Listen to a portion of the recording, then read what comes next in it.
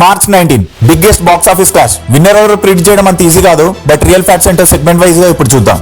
Content లోకి వెళ్లే ముందు మీ అందరితో ఒక విషయం షేర్ చేసుకుందాం అనుకుంటున్నా. మన channel visionary apex media start చేసి ఈ రోజుతో 1 month కంప్లీట్ చేసుకుంది.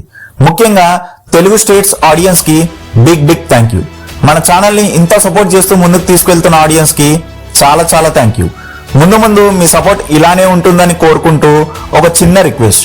చాలా మంది ఆడియన్స్ సబ్స్క్రైబ్ చేసుకోకుండా మన వీడియోస్ చూస్తున్నారు.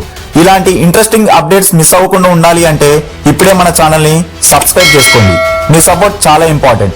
ఖచ్చితంగా మిమ్మల్ని డిసప్పాయింట్ చేయను. వన్స్ అగైన్ ఆడియన్స్ కి థ్యాంక్స్ చెప్తూ వీడియోని స్టార్ట్ చేద్దాం.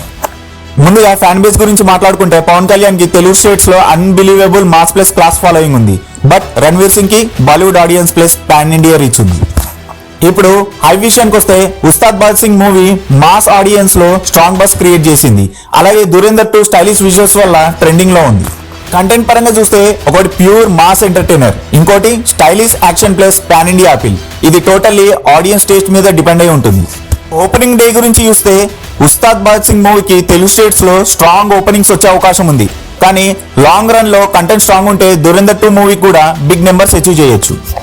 ఫైనల్ గా చెప్పాలంటే ఇది మాస్ వర్సెస్ స్టైల్ ఫైట్. ఇది విన్నర్ ఎవరు డిసైడ్ అయ్యేది టోటల్లీ ఆడియన్స్ రెస్పాన్స్ మీదే. అసలు ఎవరు విన్ అవుతారు, మీకేమనిపిస్తుంది? మీ ప్రిడిక్షన్ ఏంటో కామెంట్లో చెప్పండి. ఇలాంటి మరిన్ని అప్డేట్స్ తో మళ్ళీ కలుద్దాం. Until then keep watching good cinema.